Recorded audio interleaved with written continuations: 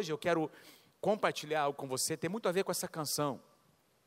Muito a ver com essa canção. Numa das conferências que nós participamos, no meio de uma das mensagens de um dos pastores, lá do MFI em Portland, ele estava ministrando sobre um outro tema, inclusive, e ele fez uma citação de um versículo bíblico, e quando ele citou essa passagem, aquilo queimou no meu coração, não é? Parece que Deus abriu ali uma janela e começou a ministrar muito ao meu coração sobre uma passagem bíblica que está em Atos, um versículo que eu vou ler com vocês.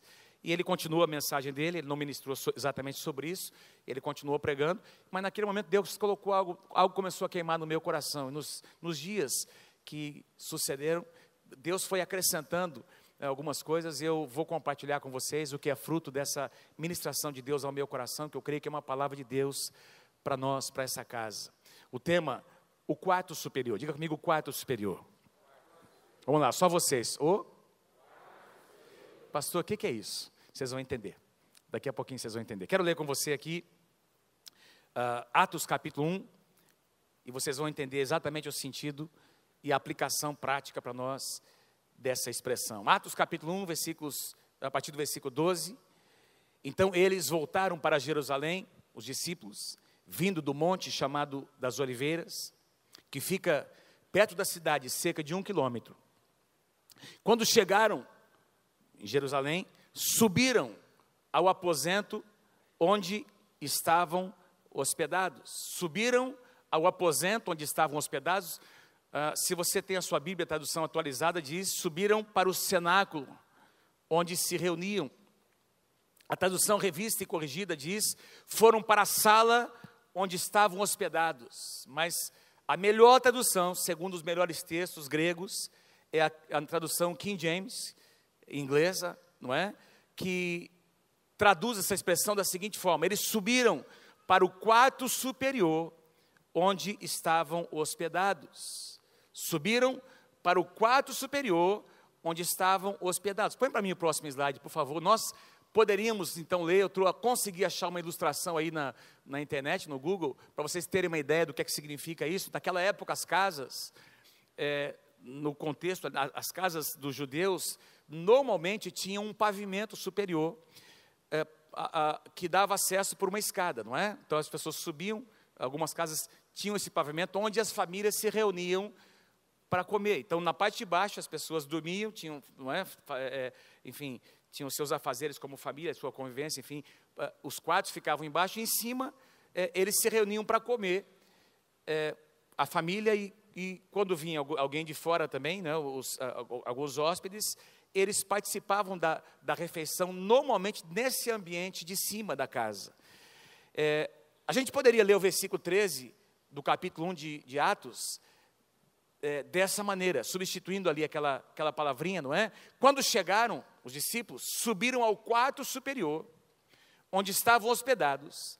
Achavam-se presentes Pedro, João, Tiago e André, Filipe, Tomé, Bartolomeu e Mateus, Tiago, filho de Alfeu, Simão, o Zelote, e Judas, filho de Tiago. Se você contar aqui, você vai encontrar 11 homens, obviamente, porque Judas não estava mais, o que traiu Jesus havia se enforcado, eram 11 os que sobraram, e eles estavam dormindo, estavam hospedados ali, num ambiente muito parecido com esse ali, o que algumas traduções chamam de cenáculo. Era um ambiente superior, um quarto acima da casa, acima dos aposentos de uma casa, não é? Eles estavam ali hospedados. Põe para mim o versículo 14, por favor. E todos eles se reuniam sempre em oração, esses 11 discípulos, com as mulheres, inclusive Maria, mãe de Jesus, e com os irmãos dele. Agora, vamos continuar. O que acontece logo em seguida, Atos capítulo 2, a partir do versículo 1. Ao cumprir-se o dia de Pentecostes, estavam todos reunidos, onde, amados? No mesmo lugar. Juntos, no mesmo lugar. De repente, eram cerca de 120 pessoas. De repente veio do céu um som, no capítulo 1, versículo 15, diz que eram cerca de aproximadamente 120 pessoas. De repente veio do céu um som, como de um vento impetuoso, e encheu toda a casa onde estavam assentados. Não diz que era o templo, não diz que era um ambiente maior, era uma casa. E eu vou voltar a esse assunto daqui a pouquinho, não é? Encheu toda a casa onde estavam assentados. E apareceram distribuídas entre eles línguas como de fogo, e pousou uma sobre cada um deles, e todos ficaram cheios do Espírito Santo, e passaram a falar em outras línguas, segundo o Espírito lhes concedia que falassem. Feche os teus olhos nessa noite. Pai, dá graça, Senhor, por compartilhar essa palavra que Tu tens colocado no meu coração, Senhor. Pai, que nós possamos ser desafiados por Ti nessa noite, e que nós possamos entender a importância desse quarto, Senhor, onde a Tua presença vem, onde a Tua presença se manifesta. É o que eu Te peço. Pai, dá-nos ouvidos abertos e um coração escancarado para receber o que Tu tens para nos dizer nessa noite, em nome do Senhor Jesus. Quem pode dizer amém? Então, eram ali cerca de 120 pessoas. Tudo que a gente leu aqui, tudo que nós lemos, aconteceu logo depois da ressurreição. Diz que Jesus permaneceu, depois da sua ressurreição, Ele permaneceu 40 dias com seus discípulos, ministrando ao coração deles, ministrando coisas e princípios referentes ou acerca do reino de Deus. Eu fico imaginando quantas coisas Jesus não tratou, não ministrou ao coração deles, já que eram as suas últimas palavras, não é? Preparando aquela base, aqueles discípulos, 120 pessoas, preparando. Agora já não era uma grande multidão, eram 120 pessoas, porque Deus não precisa de muita gente para fazer o que Ele quer. Ele precisa de gente que tenha responsabilidade, tenha atitude no seu coração. 120 pessoas. Eu fico imaginando o que é que eles ouviram, o que é que eles receberam da parte do Senhor. E eles estavam ali, e Jesus, pouco antes de ser levado aos céus, lembra, aqueles anjos acompanharam, não é? Estavam ali presentes, eles, aliás, estavam ali naquele lugar e disseram para os discípulos, da mesma forma como Jesus subiu, um dia Ele vai retornar para estar com vocês. Pouco antes de subir, Jesus disse, olha, esperem em Jerusalém, aguardem em Jerusalém, porque existe uma promessa que virá sobre vocês. Esperem alguns dias, porque o poder de Deus vai descer sobre a vida de cada um de vocês. Vocês serão cheios do Espírito Santo, dunamis, poder. E vocês, a partir daí, serão minhas testemunhas, tanto em Jerusalém, como na Judéia, na Samaria e até os confins da terra. E queridos, foi isso que aconteceu. Eles, em obediência à palavra do Senhor, eles saíram desse lugar onde Jesus estava ali sendo levado aos céus, no Monte das Oliveiras, que era o lugar onde Jesus frequentava, era onde ficava o jardim do Getsemane, e eles caminharam cerca de 1 quilômetro, pouco mais de 1 quilômetro, e vieram para essa casa. Mas que casa era essa? Que casa era essa? Talvez o capítulo 22 de Lucas, Marcos 14, que está na nossa devocional de hoje. Ela tem ali uma dica de que provavelmente nessa mesma casa, foi onde Jesus esteve com seus discípulos antes de ser morto. Lembra? Em Marcos capítulo 14 e Lucas capítulo 22, Jesus está vindo para Jerusalém e Ele conversa com seus discípulos sobre a celebração da Páscoa, porque Ele iria morrer na Páscoa. E aí Ele disse, eu quero que vocês, João e Pedro, não é? Que vocês vão à minha frente, que vocês vão até a cidade de Jerusalém e preparem a Páscoa, não é? E aí eles perguntam, mas Senhor, onde é que nós vamos celebrar a Páscoa? Não é? Nós estamos aqui, não é? Eram 12 discípulos, não é? E antes de Judas negar o Senhor, mais o Senhor Jesus, precisaria de um lugar um pouco amplo. E aí Jesus disse, olha, vão para Jerusalém e vocês vão encontrar ali um homem carregando um cântaro, não é? E sigam este homem até a sua casa e digam para ele, olha, o mestre precisa da sua ajuda, o mestre precisa que você empreste a sua casa, e ele vai conduzir vocês até um lugar superior, até um cenáculo. Diz lá em Lucas, o termo em Lucas é cenáculo da casa, e essa palavra cenáculo significa exatamente um quarto superior na casa. E aí eles foram com este homem, viram esse espaço, prepararam esse espaço, e Jesus então veio com os seus discípulos. Foi ali que eles celebraram a Páscoa, foi ali que houve o lava-pés. Lembra que Jesus lavou o pé de todos os seus discípulos, não é? Provavelmente foi nessa mesma casa que, depois da morte do Senhor Jesus, os discípulos foram para lá, diz que estavam com medo, fecharam as portas. Lembra daquela ocasião que Jesus, ele entra no meio deles, declarando paz seja convosco? Provavelmente foi nesse ambiente, nessa casa, enfim, porque aconteceu um pouquinho antes daquele texto que nós lemos em Atos capítulo 1 e capítulo 2. Aliás, muitos teólogos, muitos intérpretes da Bíblia sugerem que trata-se da mesma casa, e essa casa onde havia esse ambiente superior, um ambiente onde foi preparado para os discípulos estarem. Queridos, quando você estuda a vida do Senhor Jesus, você vai perceber que Jesus tinha lugares onde Ele se dirigia para estar com o Senhor Jesus. O próprio jardim do Getsêmani era um deles. Aliás, quando a Bíblia conta em Lucas capítulo 22, aliás, eu não me lembro se é capítulo 22 de Lucas, é por ali, não é? É no final, quando ele está agonizando ali no Getsêmani, diz que ele costumava ir para aquele lugar. Jesus sempre ia para alguns lugares, inclusive o deserto, alguns lugares do deserto, alguns montes, ele se retirava para estar ali, aliás, ensinando aos seus discípulos, quando eles lhe perguntaram: Senhor, ensina-nos a orar. Qual foi o ensinamento de Jesus em Mateus capítulo 6? Olha, quando vocês forem orar, entra no quarto. Amém, gente?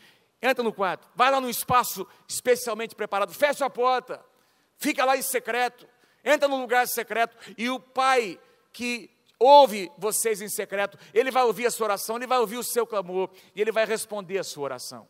Um lugar, um espaço, um ambiente, sem barulho, onde haja privacidade, sem distração, para que você possa ouvir a voz de Deus. A gente vai encontrar muitos exemplos no Antigo Testamento, inclusive em Gênesis, quando a Bíblia menciona que Deus se apresentava todas as tardes para conversar com Adão e Eva. Eu posso imaginar esses encontros de Deus com Adão e Eva em determinado lugar do jardim, sim ou não? Provavelmente eles iam para um determinado lugar para se encontrar com o Senhor. Moisés, esse grande homem de Deus, diz que de vez em quando ele subia lá no monte para conversar com Deus, mas a partir de quando eles se estabeleceram ali, começaram a peregrinar, diz que havia uma tenda chamada tenda do encontro. Diga comigo, a tenda do encontro. E Moisés ia para aquele lugar, e naquele lugar, meus queridos, ele reservava um tempo para estar com o seu Deus. Davi construiu um tabernáculo, construiu um espaço. Daniel diz que ele ia para o quarto da oração e 3 vezes por dia ele abria a janela da sua casa em direção a Jerusalém e ele orava ao Senhor, seu Deus. Aliás, foi por isso que ele foi lançado na cova dos leões.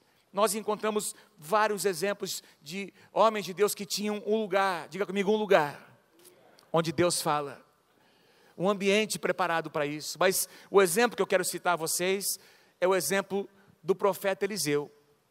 Se você tiver a curiosidade e puder fazer isso, reserve um tempo nessa semana para ler 2 Reis capítulo 4.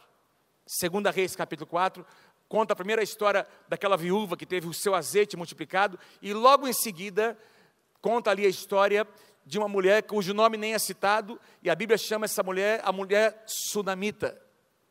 E é uma história muito interessante, muito linda, porque diz lá que Eliseu passava por aquelas terras. Sunem era uma terra que pertencia à tribo de Issacar, e essa mulher sunamita era uma mulher muito próspera, esposa de um homem muito rico, que tinha muitas propriedades, muitos animais, provavelmente tinha muitos empregados, e essa mulher, ela começou a perceber que o profeta do Senhor sempre passava por ali, o profeta Eliseu, e ela deve ter tido uma experiência com Deus, deve ter se aproximado, porque o contexto ali diz que ela procura o seu marido para fazer um pedido, e eu coloquei aqui o versículo, não é? Onde ela faz um pedido para o seu marido, bem especial. Ela disse assim ao seu marido: eu vejo que este homem, este que passa sempre por nós, é um santo homem de Deus.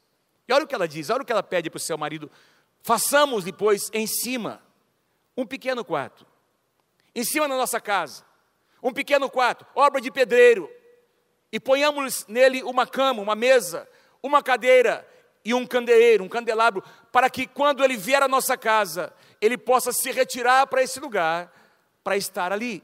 Interessante, um quarto superior, um quarto em cima da nossa casa, põe ali uma cama para ele, uma mesa, uma cadeira, um candeeiro, e tem aqui toda uma simbologia interessante, mas eu queria, antes da gente falar sobre isso, me chamou muita atenção a intensidade, a atitude dessa mulher, não é? Uma mulher que visão, que mulher de Deus. Já pensou você ter na sua casa hospedado o profeta Eliseu, amados?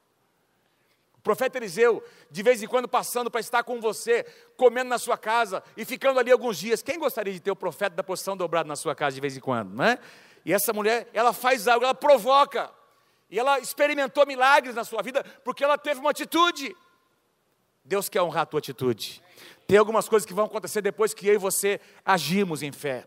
E eu quero honrar aqui as mulheres, porque eu sei que tem muitos homens que estão aqui, tem muitas famílias que estão aqui, porque as mulheres vieram primeiro. Tem muitas famílias que se converteram, todas elas. Deus fez milagres, Deus restaurou o casamento, porque teve uma mulher que acreditou, teve uma mulher que teve fé, que orou, que intercedeu, e Deus ouviu a voz dessa mulher, e toda a casa foi salva. E essa mulher foi uma mulher de grande atitude. Eu poderia citar muitas conquistas que nós tivemos na nossa casa, por causa da atitude da pastora Mônica. Eu quero honrar a pastora Mônica aqui, porque, meus queridos, eita mulher de fé, viu? Eu posso lembrar de algumas situações onde eu disse, não vai dar certo, não adianta. Homem, né, racional. E ela disse, vamos nessa que vai dar. Me lembro quando as crianças, os nossos filhos eram pequenos, né? Eles naquela época eram crianças, né? Eles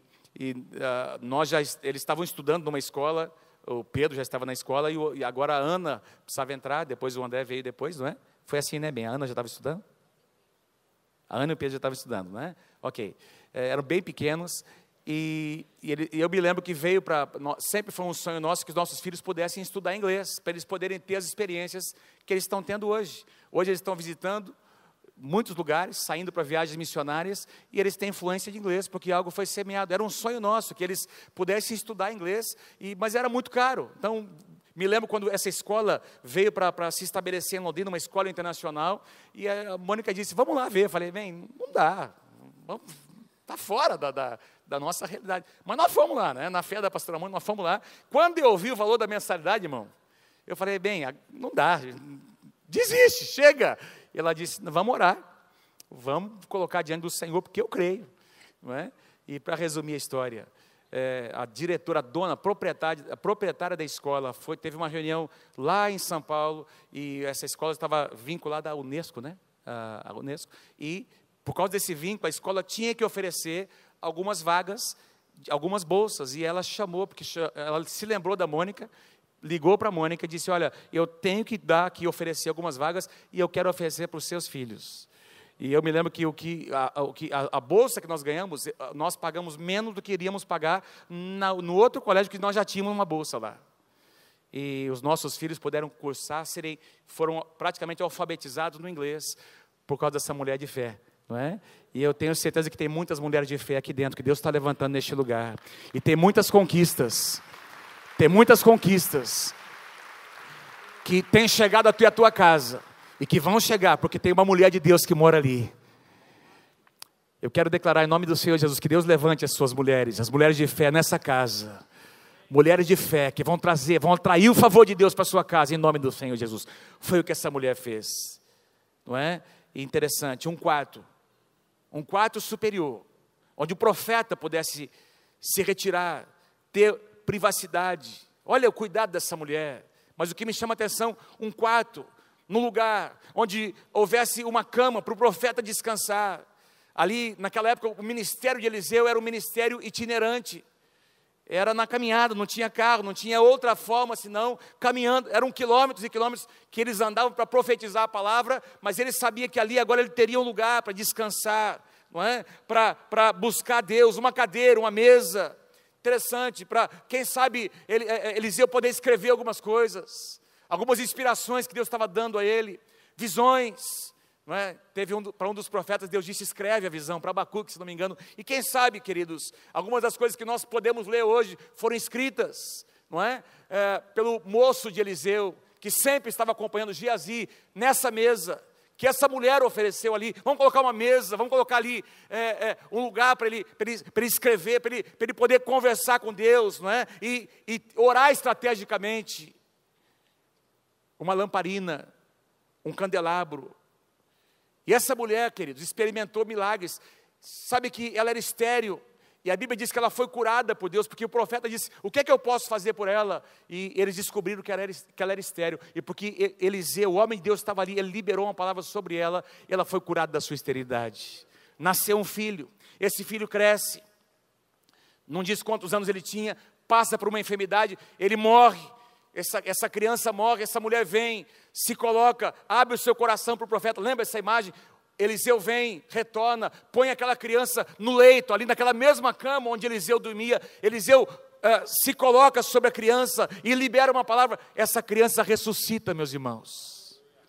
Hebreus capítulo 11, onde cita lá os heróis da fé, num dos versículos diz que pela fé mulheres receberam, pela fé os seus mortos. Só 2 mulheres no Antigo Testamento receberam os seus filhos que haviam morrido. A viúva de Sarepta nos dias de Elias e a sunamita nos dias de Eliseu. Depois, mais tarde, quando houve um período de grande seca naquela terra, Eliseu libera uma palavra, essa mulher é preservada, não é 7 anos de seca, quando ela volta, tem restituição, ela é abençoada com a bênção de restituição. Quem crê que Deus é um Deus que restitui? Muitas bênçãos chegaram até a sua casa, mas eu quero focar aqui em Eliseu, porque o profeta da posição dobrada, meus queridos, teve um quarto, teve um lugar, um quarto superior, aonde ele ia para estar com Deus. Eu ouso dizer a você que muitos milagres que aconteceram, muitas situações que foram mudadas, palavras liberadas, profecias liberadas, porque Eliseu foi um homem que confrontou reis, pregou a palavra de Deus, milagres e milagres aconteceram, exatamente o dobro dos milagres do profeta Elias foram gerados nesse quarto superior de oração. Onde Eliseu estava na presença de Deus. Tem muita coisa que é determinada na nossa vida nos bastidores de um quarto de oração. E se você tem ouvidos espirituais para ouvir, ouça o que Deus está dizendo a você nessa noite. Não é por força nem por violência, é pelo meu Espírito, diz o Senhor dos Exércitos. Tem muita batalha que vai ser vencida, é na oração, meu irmão. É na oração. Eliseu se retirava para descansar, para aquietar o seu coração, para ouvir Deus falar. Gostaria de perguntar gostaria de pedir para você perguntar para algumas pessoas aí pertinho de você. Você tem um lugar, você tem um espaço para onde você vai para ouvir Deus? Tem algum lugar para onde você vai? Ah, pastor, mas quando eu quero ouvir Deus, eu pergunto para minha mulher. Quando eu quero ouvir o Espírito Santo, pastor, ela fala. Deus quer que você ouça a voz de Deus. Deus quer que você ouça a voz de Deus. Vamos voltar lá para o livro de Atos. 7 dias de oração no quarto superior. Como eu disse a vocês, muitos intérpretes dizem que esse lugar onde o Espírito Santo desceu no dia de Pentecostes era exatamente aquela casa onde Jesus tinha celebrado a ceia, lavado os pés dos seus discípulos, um espaço onde cabia ali essas 120 pessoas, provavelmente muito apertadas, não é? No limite daquele quarto. Foram para aquele lugar para orar, para interceder, eles não sabiam o que iria acontecer, estavam num período de aguardar a Deus. Eu não sei quantos de vocês, isso é um negócio difícil para nós, amados, esperar Deus fazer, Deus agir, esperar Deus falar, esperar Deus dar uma resposta, mas eu creio que Deus quer que nós experimentemos tempos de espera. Tempos de espera, tempos em que você vai para um lugar onde você se separou, você fechou a porta, fora do barulho, você abre a palavra de Deus, espere em Deus. Às vezes não acontece nada no primeiro dia, não acontece nada no segundo dia, mas vai chegar o dia que Deus vai falar. No 7º dia, diz que o Espírito Santo desceu, depois de 7 dias, sem eles saberem o que iria acontecer. Eu quero mostrar a vocês aqui o que acontece depois de todos esses dias, em Atos capítulo 2, põe o próximo slide, por favor. Em Atos 2, capítulo 1 a 4, aliás, versículos 1 a 4, nós lemos, e nós encontramos, eu separei aqui 7 coisas, enfim, expressões, que mostram a intensidade do que aconteceu nesse dia. Um lugar, um dia, uma fonte, um som, um vento, todos e cada um. Queria pedir para você repetir comigo. Vamos lá comigo, todos juntos? Vamos lá? Um lugar, um dia. Todos. Mais uma vez. Um lugar, um dia, uma fonte, um som, um vento. Todos. E eu quero explicar a vocês o que é que significa cada uma dessas expressões. Um lugar, o quarto superior. Estavam todos, diz lá em Atos capítulo 2, reunidos no mesmo lugar, onde o Espírito Santo encheu toda a casa onde estavam assentados. 120 pessoas. Como eu disse, Deus não precisa de muita gente para realizar o que Ele deseja realizar. É um privilégio para nós fazer parte dos seus planos. Nós estamos aqui num grupo, talvez que representa pelo menos 10 vezes esse grupo de 120 pessoas. Nós temos aqui pelo menos 10 vezes esse número, e com 120 pessoas, Deus abalou o mundo, o Evangelho tocou as nações. Nós somos o resultado dessa reunião de 120 pessoas. De repente alguma coisa incrível aconteceu, e aconteceu primeiro no lugar secreto, antes dos milagres, queridos, porque foi uma explosão de milagres que aconteceu depois, não é isso? O que acontece depois, a forma como esses discípulos, como esses homens e mulheres de Deus são usados, logo depois do Pentecoste, foi algo impressionante. O Evangelho se espalhando, o Evangelho tocando as nações, não apenas os judeus, mas alcançando os gentios, Judeia, Samaria e confins da terra, a palavra de Deus se cumprindo, e tudo começou no quarto superior. Tudo começou no quarto superior, no quarto da oração. Eu creio que nesse lugar, quando a atmosfera da presença de Deus vem, mudanças começam a acontecer. Um lugar, um dia, ao cumprir-se o dia de Pentecoste. Pentecoste era uma celebração que acontecia 50 dias depois da Páscoa. 50 dias depois da Páscoa. Jesus morre, tem os 3 dias, na Páscoa tem 3 dias antes da sua ressurreição, não é?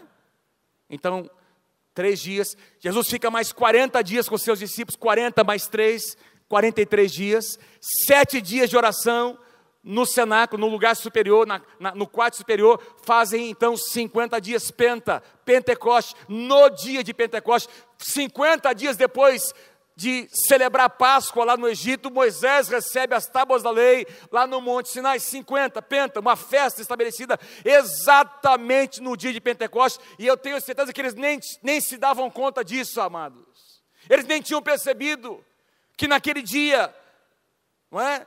No 50º dia, seria a festa de Pentecostes, de tão amedrontados e surpresos, esperando que pudesse acontecer, porque é mais ou menos assim que acontece, quando você está no meio da luta, quando você está no meio da intercessão, daquela batalha, e a resposta ainda não chegou, você não entende muito porque que Deus está agindo, porque que as coisas estão acontecendo da forma como estão acontecendo, mas no dia em que o Espírito Santo vem, no dia em que a resposta chega, no dia em que a porta se abre, todas as coisas fazem sentido.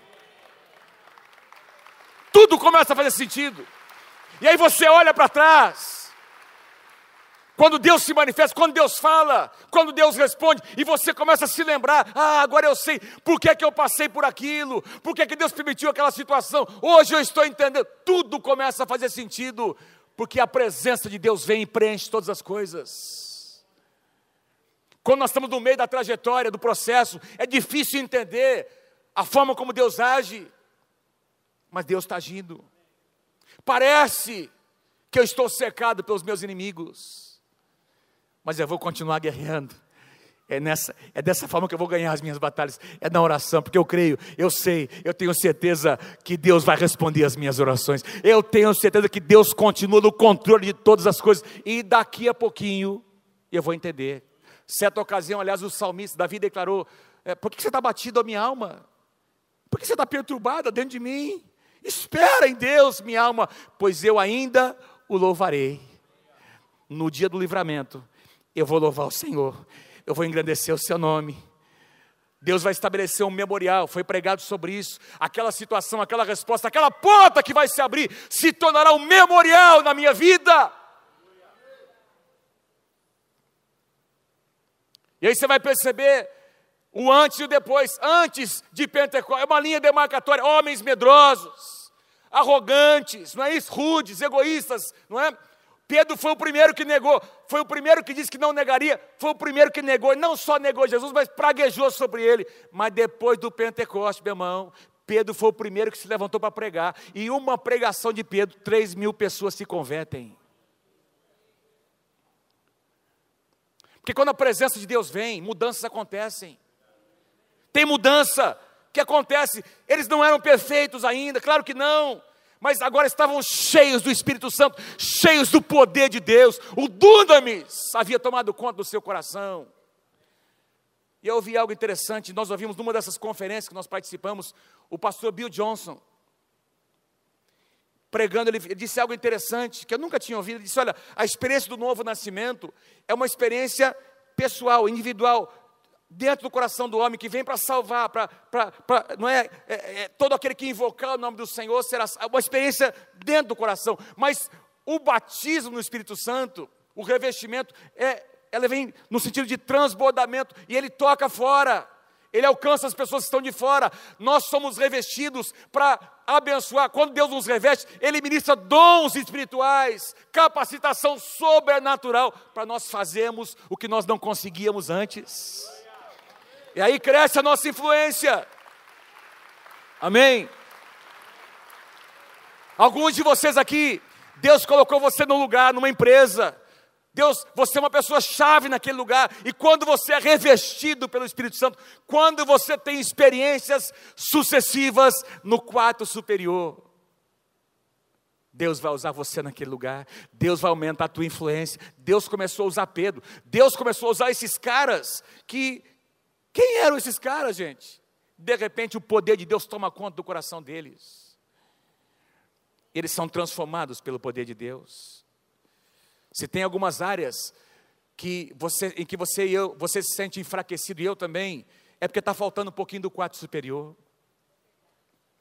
Se tem algumas áreas de tentação na sua vida que você não consegue vencer, está faltando mais, um pouquinho mais de estar nesse lugar, onde Jesus disse: vai lá para aquele lugar, encontra com Deus, fecha a porta, rasga o teu coração com o Senhor, e Deus vai se encontrar com você.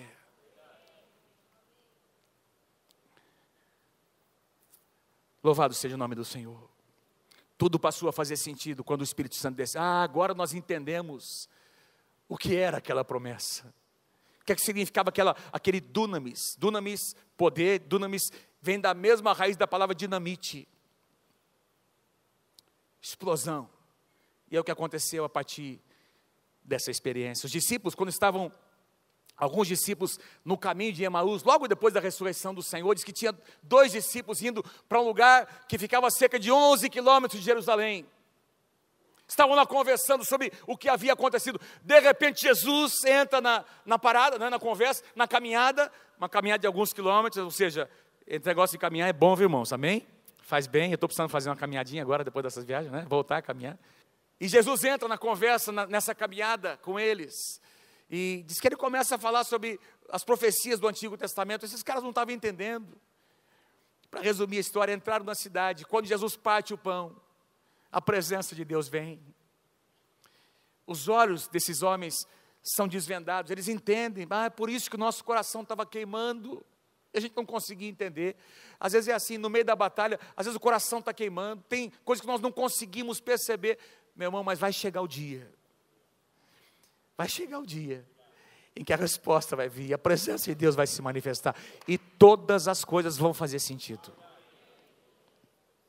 Um lugar, um dia, uma fonte, de repente veio do céu. Veio do céu, alguma coisa, tudo que aconteceu a partir dessa expressão, não é? O derramamento, falar em línguas, não é? A pregação de Pedro, 3.000 pessoas se convertendo na primeira, na próxima já eram 5.000 homens, a igreja crescendo, se multiplicando. Tudo o que acontece depois, acontece por causa dessa palavrinha, veio do céu. Existe uma fonte, e a fonte não é a tua sabedoria, a fonte não é o teu conhecimento, não são as tuas habilidades naturais, porque não é verdade, queridos, Deus às vezes vai nos permitir passar por situações onde você não tem nada naturalmente para fazer, a não ser confiar em Deus. Quem está comigo aí, diga amém em nome de Jesus. Tem que confiar em Deus. A nossa vida, a nossa trajetória pode mudar assim, uma notícia, uma situação, e tudo muda. Nós não temos controle sobre absolutamente nada. O que Deus faz, o mover de Deus, Ele faz a partir dEle mesmo, e toda glória volta para Ele. Um lugar, um dia, uma fonte, um som. de repente veio do céu um som. Interessante que ele diz que, eu vou falar sobre isso, como de um vento, não é? Impetuoso, mas a palavra som aqui, no original, no grego, se você clicar em cima ali, procurar, é a palavra, ela deveria ou poderia ser traduzida como um barulho. Ouviu-se um barulho, todas as pessoas ouviram esse barulho, aliás, chamou a atenção de quem estava fora. Lembra que todos ficaram espantados pelo barulho que estava acontecendo dentro daquela casa. Chamou a atenção de todas as pessoas que estavam passando por ali, um barulho muito intenso. E eu quero sugerir a você, meu irmão, o céu, não tem nada de monotonia no céu. O céu é um lugar muito barulhento. Tem gente que pensa que o céu vai ser assim, aquele lugar, não é? Um monte de anjinho e anjinha, voando para lá e para cá. Tocando arpinha, bem quietinho, nada disso, meu irmão. Todas as menções que tem sobre o céu mostram anjos, serafins, querubins, os 4 seres viventes, os 24 anciãos, adorando a Deus, contemplando a sua presença, declarando: santo, santo, santo é o Senhor dos exércitos. E João, quando ele enxerga uma imagem do céu, no futuro ele vê milhares e milhares, milhões de pessoas se apresentando diante do Senhor, cantando um cântico da salvação, da redenção. Tem muito barulho de adoração, de contemplação, de exaltação ao Senhor. O céu é um lugar muito barulhento, meu irmão. E quando você está no lugar certo, com as pessoas certas, num ambiente onde a presença de Deus vem, você começa a ouvir o barulho que vem do céu. Você começa a ouvir um som, no meio de tantos barulhos, tantos sons, que querem confundir a nossa mente, nosso coração. Deus quer te dar sensibilidade para você ouvir o que vem do céu. Quem tem ouvidos, ouça o que o Espírito diz à igreja. E esse som era como de um vento. Um vento. Vento aqui tem essa ideia de um vento, uma rajada. Aumenta um pouquinho o som lá para mim. Deixa eu tentar fazer. Aumentou? Não, está fraco. Vamos lá comigo. 1, 2, 3. Mais ou menos isso.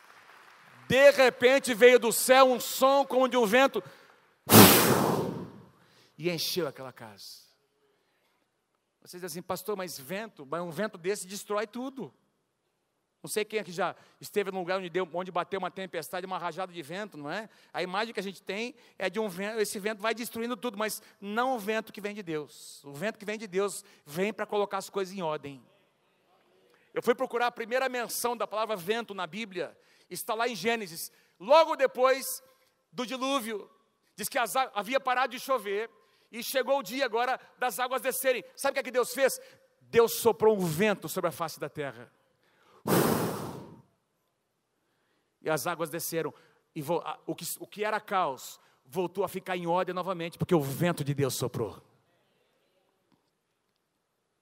Que Deus sopre o seu vento sobre nós. Que Deus sopre o seu vento sobre as nossas células. Que o Espírito Santo possa soprar o seu vento sobre os nossos casamentos. Quem está comigo, diga amém em nome de Jesus. Para colocar em ordem as coisas que estão no lugar errado. João 3,8 diz, Jesus disse: o vento sopra onde quer. Ouves a sua voz. João 3,8. Não sabes de onde vem e nem para onde vai. Assim é todo aquele que é nascido do Espírito. Sopra o teu vento nessa noite, Senhor. Um lugar, um dia, uma fonte, um som, um vento, todos. Era uma reunião de 120 irmãos aproximadamente, a reunião corporativa, é tudo que eles tinham, é o que havia sobrado das multidões. Pensa, meu irmão, dos que haviam sido alimentados, não é? Com pão, com comida, com os que haviam sido recebidos, os que haviam experimentado milagres, sobrou só 120, fiéis, discípulos, 120, e essa era a reunião corporativa, todos eles, diz lá, foram cheios, houve um mover sobrenatural, queridos, quando nós nos reunimos como igreja, Quem percebeu nessa noite, durante o louvor, uma unção especial da presença de Deus neste lugar? Porque quando nós nos reunimos como corporação, né, de maneira não sozinhos, porque tem o quarto da oração, o quarto em que você fecha a porta, mas tem um momento em que você se reúne com os seus irmãos para estar em comunhão, a presença de Deus vem. A reunião corporativa da igreja. Existe uma unção profética, nós somos envolvidos por essa atmosfera, mas tem também o cada um, porque no meio de todos, cada um foi cheio. Deus não enxerga apenas uma multidão, você não é apenas alguém no meio da multidão, você é uma pessoa ímpar. Deus olha para você, Deus conhece o seu nome, seu CPF, seu RG, seu endereço, Deus sabe de onde você veio, Deus conhece a sua história e Deus tem um futuro maravilhoso escrito e reservado para você individualmente. Você não é não faz apenas parte de uma multidão, Deus te vê no meio da multidão. E Deus tem planos para a sua vida. Cada um. Diz que línguas como de fogo foram distribuídas sobre cada um deles. Cada um teve a sua experiência. Foi uma experiência de todos, mas acima de tudo foi uma experiência de cada um. Interessante, essas duas palavrinhas, todos e cada um, aparecem muitas vezes conectadas na Bíblia. Por exemplo, em Isaías 53, eu não coloquei aqui, mas diz lá em Isaías 53, o capítulo que é profético sobre Jesus. No versículo 6 diz: todos nós andávamos desgarrados como ovelhas, cada um de nós se desviava pelo seu caminho, mas o Senhor fez cair sobre ele, Jesus, a iniquidade de todos nós. Porque Deus amou o mundo, todos, de tal maneira que deu o seu Filho unigênito, para que todo aquele, cada um, que nele crê, não pereça, mas tenha vida eterna. Todos e cada um. Aliás, a experiência do novo nascimento é uma experiência que não é coletiva, ela é individual. Ela acontece às vezes na coletividade, nós desfrutamos, ouvimos, participamos dessa presença maravilhosa, mas na hora de invocar, é individual. Quem pode dizer amém? Aliás, um dia cada um de nós vai estar diante, todos nós, e cada um de nós estará, quando o Senhor Jesus retornar na sua glória, todos estaremos ali. Lembra, a igreja vai ser arrebatada para encontrar o Senhor nos ares, mas vai haver prestação de contas de cada um. Todos, cada um. Todos foram cheios, cada um falou numa nova língua.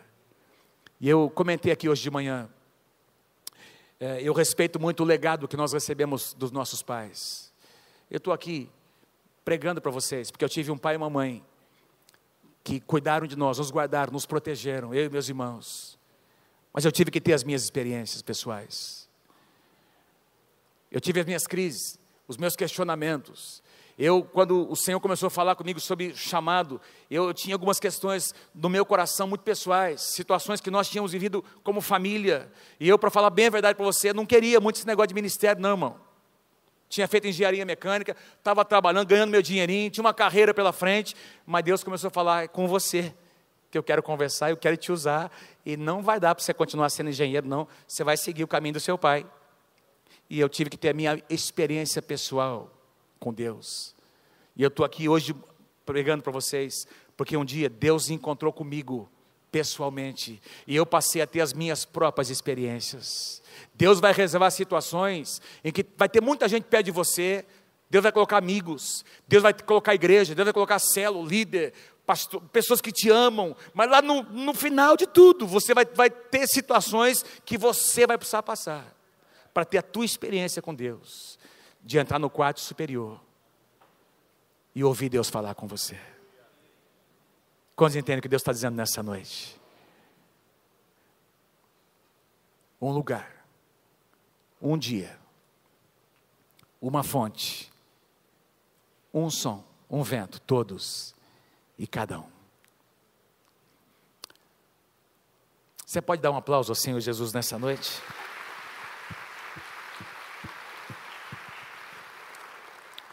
O Pentecoste não foi apenas uma experiência de todos, foi acima de tudo uma experiência de cada um. E assim nasceu a igreja. Esse é o nosso padrão. Tudo começou no quarto superior. Que Deus possa nos lembrar, amados, cada vez Deus nos lembra disso. Às vezes o teu quarto superior pode ser a nossa sala de oração, tem sido para mim. Às vezes é um lugarzinho na sua casa que você reservou. Às vezes é num lugar, num ambiente que, enfim, lá no seu trabalho, que de vez em quando você almoça, tem lá 1 hora de almoço, e você em 15, 20 minutos almoça, e você tem mais 30, 40 minutinhos que Deus está te mostrando, queimando o seu coração. Aproveita esse tempo. Acha o teu quarto superior, acha o teu lugarzinho para estar com o Senhor. Às vezes você vai ter que ir lá para o seu carro, para orar, para interceder. E eu quero dizer a você, meu querido, Deus vai se encontrar com você naquele lugar. E mudanças vão acontecer. Porque tem coisa que só acontece, só é mudada nesse lugar de intimidade, num lugar secreto entre você e o seu Deus. Se você crê comigo, fique em pé nessa noite. Dê mais um aplauso ao Senhor Jesus. Amém.